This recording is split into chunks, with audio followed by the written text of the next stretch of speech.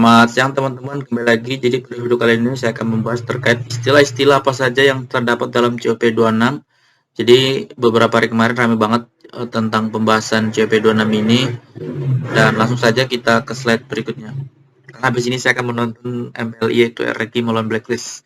Jadi istilah dalam COP26 itu ada Paris Agreement, NDC, COP26, Net Zero Emission, Carbon Trade, Carbon Offset, Carbon Tax, dan Article 6. Nah, pertama kita masuk ke Paris Agreement. Jadi dia merupakan perjanjian dalam Konvensi Kerangka Kerja Perubahan Iklim Perserikatan Bangsa-Bangsa atau yang disingkat dengan UNFCCC. Jadi di dalamnya mengenai mitigasi emisi gas rumah kaca, adaptasi, dan keuangan.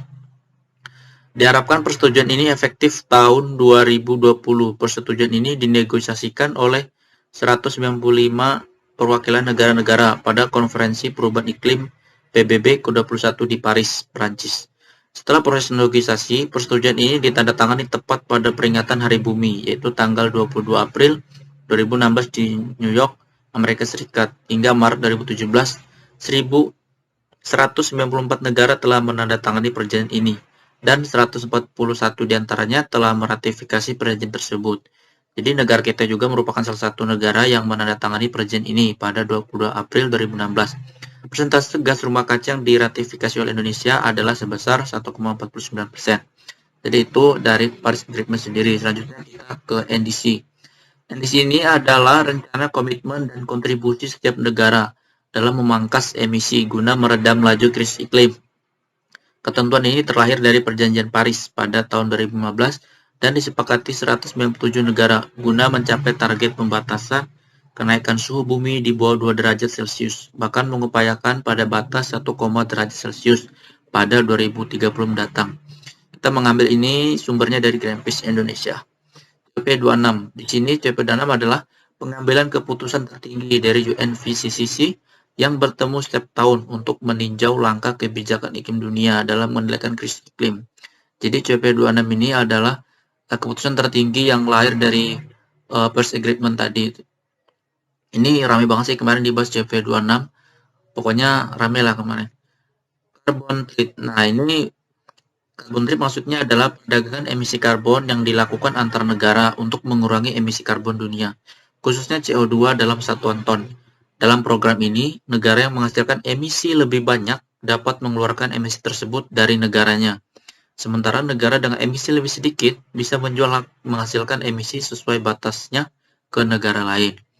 Selanjutnya ada carbon offset, berkaitan erat dengan skema perdagangan karbon yang memungkinkan penghasil emisi GRK menukar atau mengimbangi polusi mereka dengan kredit karbon dari pihak lain yang mencegah ataupun menghapus emisi GRK.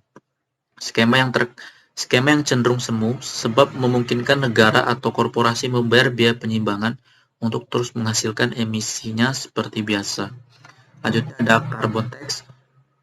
Nah, ini kebijakan pemerintah yang menetapkan harga yang harus dibayar oleh penghasil emisi untuk setiap ton GRK yang melebihi batas ketentuan emisi yang disepakati. Selanjutnya ada Artikel 6, Pasal 6 dari Perjanjian Paris yang mengatur implementasi pasar karbon.